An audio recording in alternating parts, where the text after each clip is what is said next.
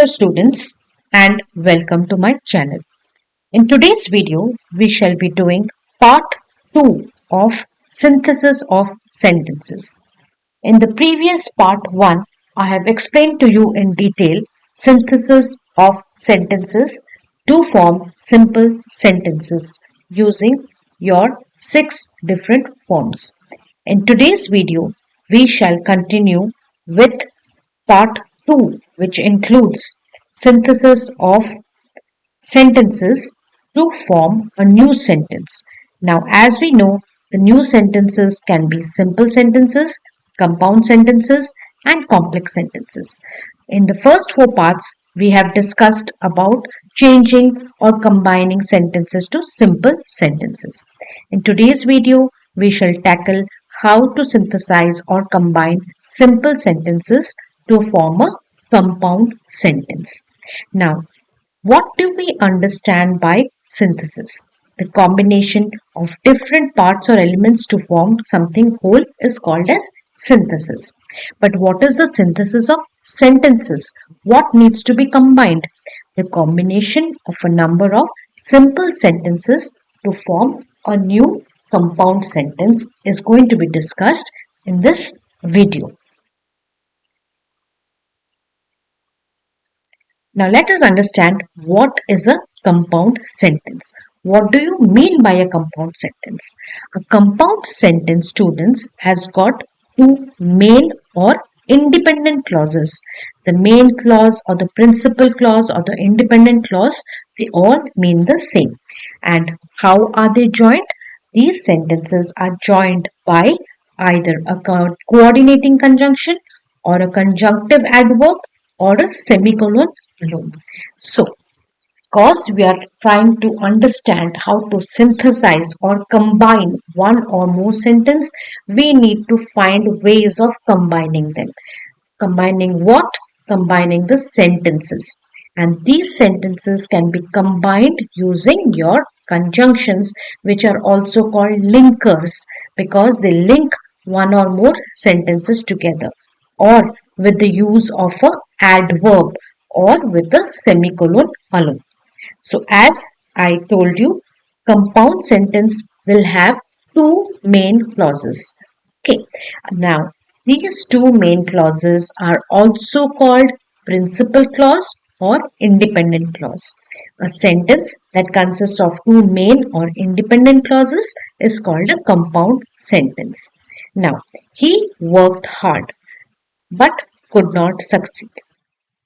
She helped him several times, yet he was not happy. He bought a pen and it was very nice. Now, students, if we analyze these three sentences, we will find that in these three sentences, the coordinating conjunctions are but, yet, and. Okay, so let us see and understand compound sentences with more such examples. Example, it started to rain, so we went outside. Now, analyze this sentence, students. It started to rain, comma, so we went inside. Now, this has got two independent clauses. It started to rain, we went inside. And these two are joined by a comma or a semicolon and a conjunction so. Now, when do we use these coordinating conjunctions? Then we need to join two clauses. We use coordinating conjunctions. Conjunctions means linkers. Now, coordinating conjunctions will join together words, phrases, or clauses of equal rank. And the code for coordinating conjunctions is fanboys, where F stands for, A stands for and, N stands for nor, B stands for but, O stands for or, Y stands for yet, and S stands for so. There are some other coordinating conjunctions as well as still, while, both, and, either or, neither nor, not only, but also, otherwise, nevertheless. Some examples that we will see: he worked hard, comma, but could not succeed. She helped him several times, comma, yet he was not happy. He bought a pen and it was very nice. He must work hard or he will not win the match. Now students, as you can see, the yellow highlighted words are your coordinating conjunctions. Now we will discuss further what are the kinds of coordinative conjunctions.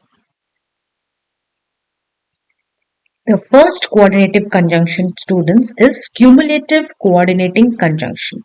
Now, what do you mean by the word cumulative? Cumulate means to, it is similar to accumulate. That means to add on. Accumulate means to add. That is why from the word accumulate comes cumulate. And from the word cumulate comes cumulative. So, cumulative coordinating conjunction. They are used to add a statement or a phrase or a word to another statement or to another phrase or to another word. They basically, what they do is they add one statement to another. So the key word you need to remember here is cumulative means add. So cumulative coordinating conjunction will add one statement to another. Now these take the forms of both and, not only but also and as well as. So these three things you need to remember in cumulative coordinating conjunction. Example, I went to buy groceries, my brother went to the clinic. I went to buy groceries and my brother went to the clinic. The wind blew, the rain fell. The wind blew and the rain fell. So what are these statements doing? They are being added to one another by the coordinating conjunction and. Now, alternative coordinating conjunction. The very word alternative suggests means there is a option or a there is an alternate idea. So these are used to present or link alternative ideas or objects or express or provide a choice between two or more alternatives or ideas. It expresses a choice between two alternatives. For example, do you want noodles or pasta for breakfast? So the coordinating conjunction or is giving us a choice between noodles and pasta. So we will understand that or is an alternative coordinating conjunction which is connecting do you want noodles or pasta for breakfast. Next is your adversative coordinating conjunction. Adversative means contrast or oppose. So these coordinating conjunctions are used to denote contrasting ideas or opposing statements. That means which are in contrast in meaning to each other. So the forms are but, still, yet, nevertheless, however, while, or whereas. Example, we finally reached the restaurant. We were not hungry anymore. Now, we finally reached the restaurant. When do we normally go to a restaurant? To eat, when we are hungry. But the second statement is saying we were not hungry anymore. So they reached the restaurant, but they did not feel hungry. So these two statements are contrasting in their meaning to which they are conveying to us. So what is the conjunction which we will use?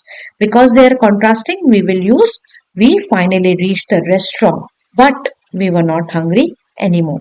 We cannot say we finally reached the restaurant and we were not hungry anymore, because we have to give a contrasting opinion of the meaning of the sentence, which is given by your adversative coordinating conjunction but. Rekha was sick, she went to work. Rekha was sick, still she went to work. Though she was sick, even then she went to work.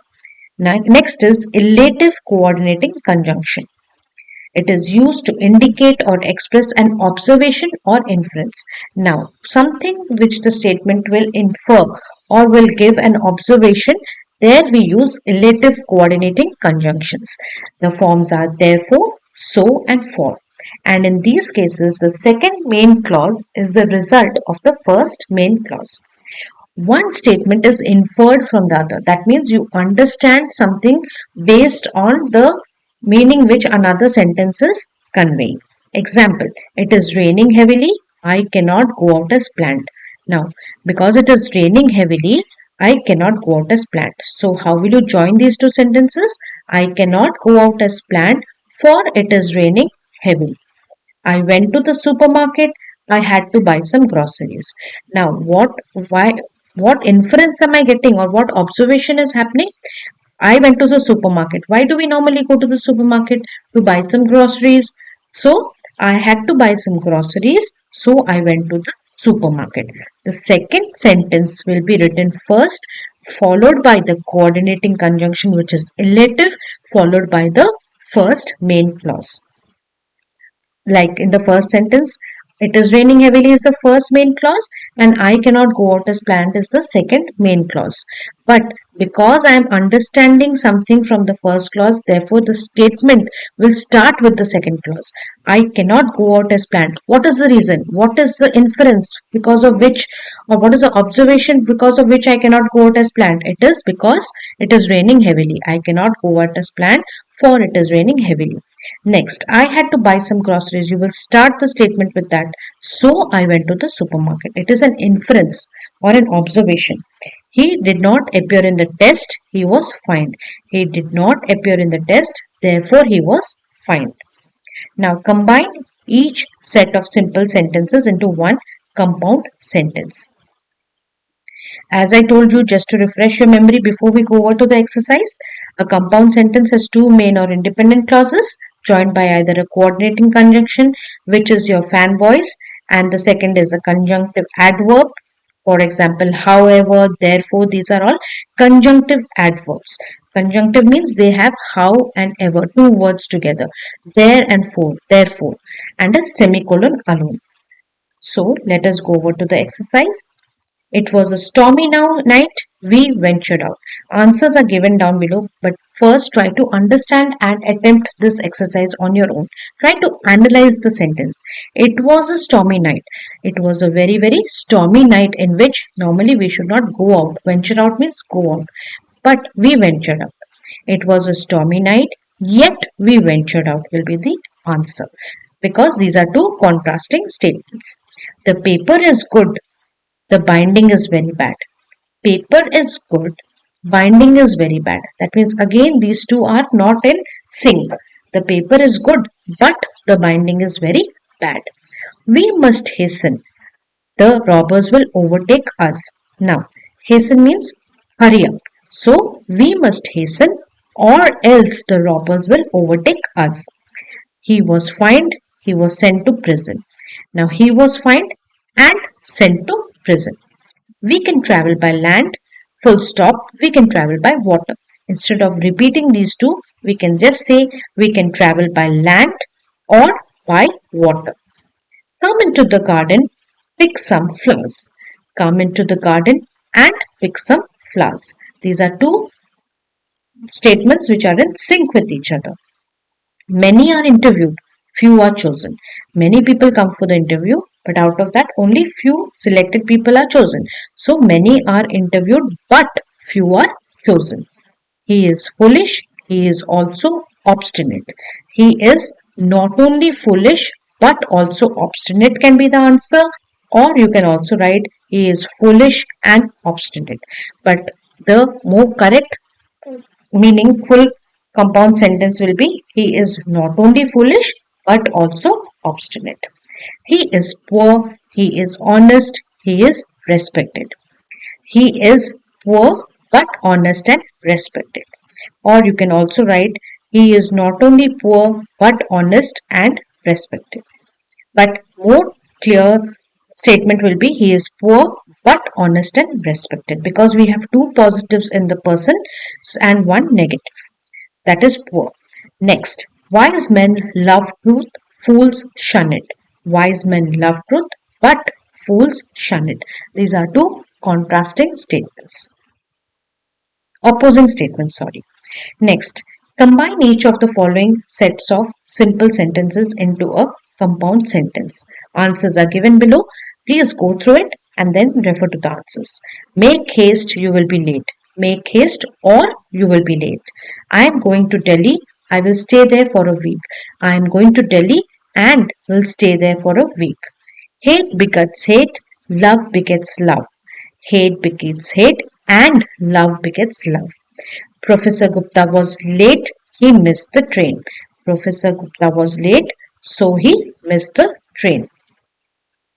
You can go through the other remaining questions and see the answers which are given below over here, students.